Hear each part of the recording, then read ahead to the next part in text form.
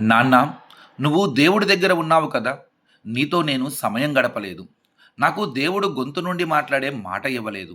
మనుషులతో మాట్లాడే ధైర్యం ఇవ్వలేదు. చివరికి మీ దగ్గర కూడా నాకు మాట రాలేదు. అందరిలాంటి జీవితాన్ని నాకు ఇవ్వని ఆ దేవుణ్ణి అడుగు.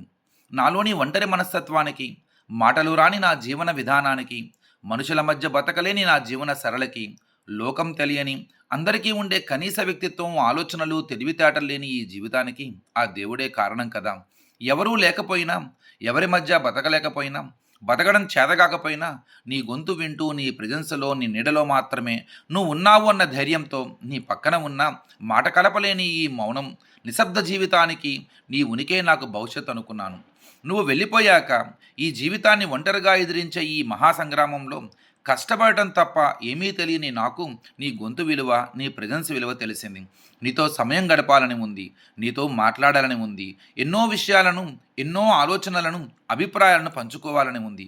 నా జీవితంలో పుట్టుక నుండి ఇలా మాట్లాడడం తెలియని నాకు నీతో బతకాలని ఉంది. నాకు అవకాశం ఇవ్వని, అలాంటి మనస్తత్వం ఇచ్చిన ఆ దేవుణ్ణి అడుగు, ప్రశ్నించు.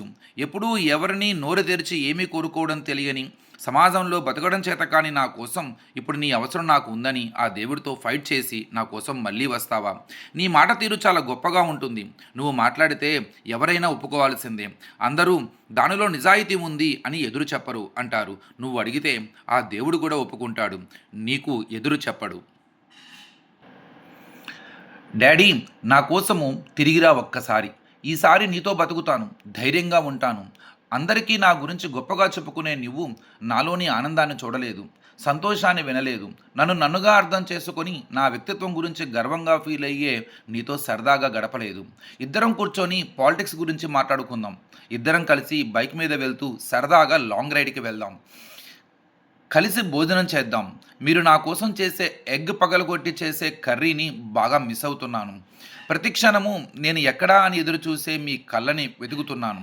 నేను ఎక్కడా అని నా కోసం మీరు ఇంట్లో వాళ్ళని అడిగే గొంతు కోసం నా గుండె ఎదురు చూస్తుంది. ప్రతి క్షణం వీడికేం తెలియదు అని ఎప్పుడూ నన్ను కంటికి రెప్పలా కాపాడే మీ నీడని మిస్ అవుతున్నాను. నా ప్రతి చర్యలో నన్ను మీరు గొప్పగా చూసిన విధానం నన్ను ఆశ్చర్యపరుస్తుంది. వచ్చేయి డాడీ, నీకు తెలియని దుష్యంతుని చూపిస్తాను. ఇద్దరం కలిసి జీవితానికి గొప్ప జీవన విధానాన్ని చూపిద్దాం. మీ పెద్దోడు ఏడి, ఏం చేస్తున్నాడు, కనీసం నేను ఎలా ఉంటాను అని కూడా తెలియని వాళ్ళు ఎందరో. నీ ప్రపంచం చాలా పెద్దది. ఎంత పెద్ద హోదాలో ఉన్నా, ఎంత పెద్ద హోదాలో వారైనా నీ దగ్గరికి వచ్చేవాళ్ళు. సమాజం మొత్తం నీ చుట్టూ ఉంది. దానికి సాక్ష్యం మన ఇల్లే. ఆ సమాజానికి వీడే మా పెద్దోడు అని చూపించడానికి రా డాడీ.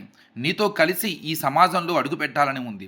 సైనికుడిగా సరిహద్దుల్లో, మంచు పర్వతాలలో భారతదేశానికి సేవ చేస్తున్న భరతమాత ముద్దుబిడ్డైన నీతో నాకు ఆ సరిహద్దుల్ని, ఆ ప్రకృతిని చూడాలని ఉంది.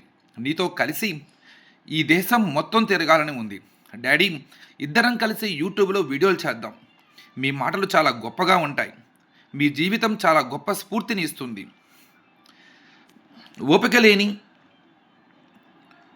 నాకు, ప్రపంచం తెలియని నన్ను ముందుకు నడిపించడానికి మళ్ళీ నా కోసం ఒక్కసారి తిరిగి రావా? దేవుడా, నా తండ్రిని నా దగ్గరికి పంపించవా? ఆయన్ని పంపించి నన్ను ఎంత ఇబ్బంది పెట్టినా పర్వాలేదు. ఆయన ఉంటే నీతో కూడా పని లేదు. Happy Father's day.